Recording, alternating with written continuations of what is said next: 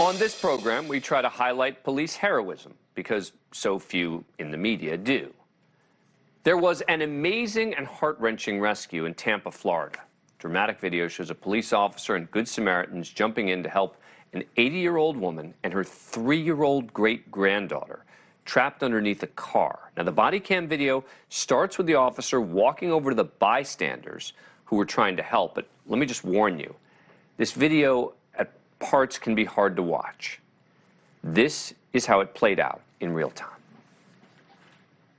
The baby's like, she's like on top of her head is like right here. Underneath. We don't want to touch it. We don't want to. Yeah, I feel like we can get the child out. I heard someone yelling.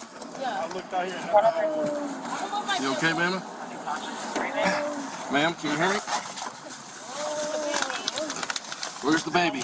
Right here, in the stroller still. I feel like we can get her out easier. Slider, if you can slide her. Come here, baby. She's still in the. I think she might be under the back. Huh? Oh, baby.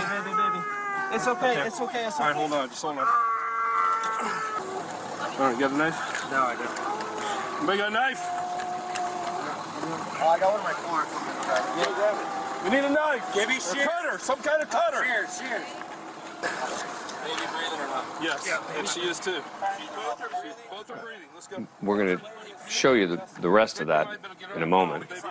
According to the Tampa Police Department, when the great-grandmother and toddler were coming back from the grocery store, the 23-year-old driver didn't see the woman pushing the child in the stroller. He apparently backed up his car, running both of them over, thinking he just hit a large storm drain. He continued to pull forward, but when his car wouldn't move, he knew he hit someone. Tampa Police Corporal Lance Baker arrived at the scene and later recounted the scene and the rescue. Once I arrived on scene, I saw that there was a group of people standing around the car. I could tell that there were still subjects underneath the car.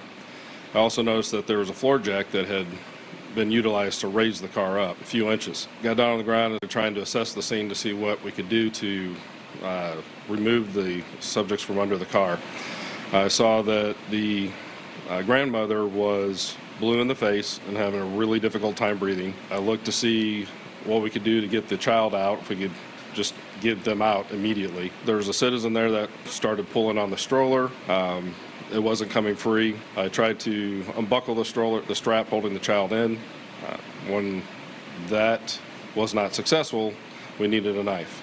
In the meantime, I went up back to the grandmother and tried to figure out why she was having a hard time breathing, how restricted she was underneath the car. I discovered that there's the grocery bags that had been attached to the stroller were now pinned between the grandmother's chest and the car. It was very clear, like, they're both breathing. We've got to get them out. Let's go. You know, I don't know how. They're extremely fortunate. The young man that had the presence of mind to get his floor jack and lift that car, I sincerely believe that without him having taken those actions, I don't think the grandmother would have lived long enough for me to even get there to help her the rest of the way.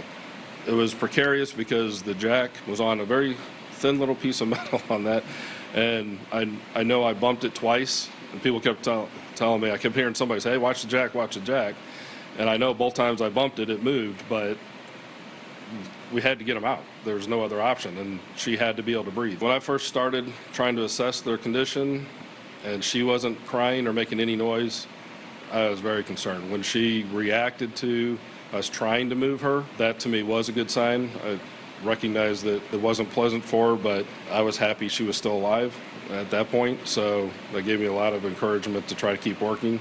I don't know if I could watch a video of how that happened and understand it. The position that they were in under that car, 28 years of law enforcement, I don't, I've never seen anything like it.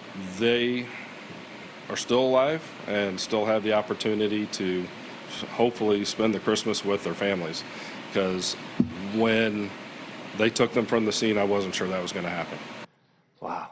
Tampa Police Department told us tonight that the great-grandmother is still recovering in the hospital from serious injuries. The toddler is in stable condition. We're, of course, wishing both great-grandma and child a speedy recovery. Tampa PD says the investigation is ongoing, but at this time, charges are not expected. But, you know, once again, this just shows the other side of policing, how the vast majority of officers just do their jobs, and they do it well. So during this holiday season, we salute them. We thank them for the hard work that they do every day. And that does it for us tonight. Thank you for watching. Go to newsnationnow.com to find NewsNation on your cable provider. And don't forget to click the red subscribe button below to get more of NewsNation's fact-driven, unbiased coverage.